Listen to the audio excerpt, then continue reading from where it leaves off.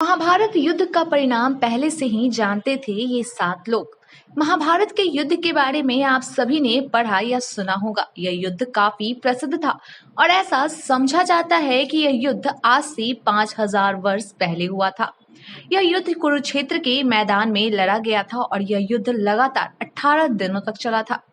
महाभारत के इस युद्ध में सभी कौरवों का नाश हो गया था। पांडवों के भी सभी पुत्रों की इस युद्ध में मृत्यु हो गई थी। महाभारत का युद्ध शुरू भी नहीं हुआ था, तभी से ही ऐसे 7 लोग थे जिनको इस बात की जानकारी थी कि युद्ध होगा और उसका परिणाम क्या होगा। आइए जानते हैं उन 7 लोगों के बारे में। भगवान श्री कृष्ण। भगवान श्री कृष्ण को विष्णु का अवतार माना जाता है। उनका इस धरती पर जन्म धर्म की स्थापना के लिए ही हुआ था। उनको इस बात की अच्छी तरह पहले से ही जानकारी थी कि महाभारत का युद्ध कब होगा, कैसे होगा और इस युद्ध का परिणाम क्या होगा। महर्षि वेदव्यास उच्च कोटि के तपस्वी, ज्ञानी और दिव्य दृष्टि संपन्न थे। उन्होंने कौरवों और धृतराष्ट्र को यह बात कई बार समझाया था कि इस युद्ध को स्थगित कर दीजिए, नहीं तो इस युद्ध में तुम्हारे पूरे वंश का नाश हो जाएगा।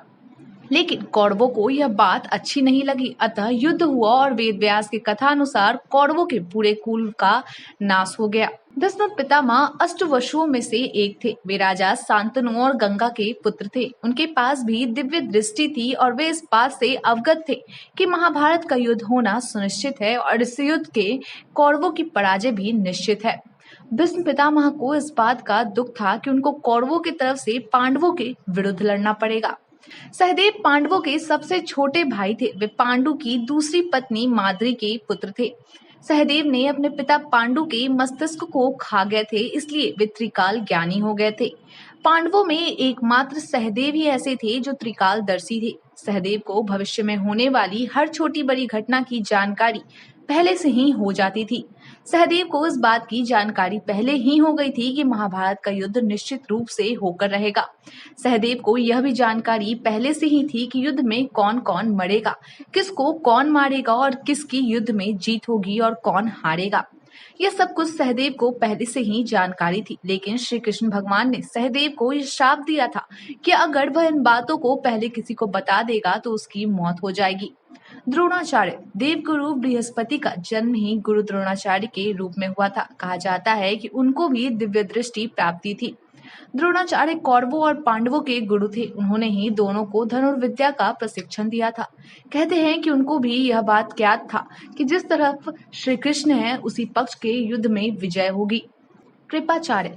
ऐसा माना जाता है कि कृपाचार्य को भी महाभारत युद्ध के होने वाले परिणाम के बारे में पता था, क्योंकि ऐसा माना जाता है कि कृपाचार्य को दिव्य दृष्टि प्राप्त थी, क्योंकि उन्होंने भगवान श्री कृष्ण के विश्व रूप का दर्शन किया था और श्री कृष्ण के विश्व रूप का दर्शन केवल वही लोग कर सकते थे जिनके पास दिव्य दृष्टि थी। कृपाचार्य महाभारत के युद्ध में जीवित बच गए थे। संजय। महर्षि वेदव्यास ने संजय को दिव्य दृष्टि प्रदान किया था। संजय धृतराष्ट्र के मंत्री थे। दिव्य दृष्टि के बल पर संजय महल में बैठे बैठे ही कुरुक्षेत्र में चल रहे महाभारत के युद्ध का वर्णन धृतराष्ट्र को सुनाते थे। धृतराष्ट्र ने वेदव्यास से महाभारत युद्ध का परिणाम बताने के लिए आग्रह किया था, तो वेदव्यास ऋषि ने कहा था कि जो वृक्ष छाया नहीं देते उनका कट जाना ही उचित है। तब धृतराष्ट्र उनसे यह पूछते हैं कि कौन सा वृक्ष कटेगा। धृतराष्ट्र इस बात पर वेदव्यास जी यह कहते हैं कि तुम्हारे इस बात का जवाब तुम्हें संजय देंगे।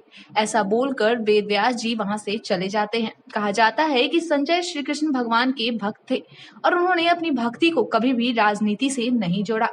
आपको इन सभी लोगों में से कौन सबसे प्रभावशाली लगा और यह क्यों, बताइए। आज के लिए इतना ही। धन्यवाद।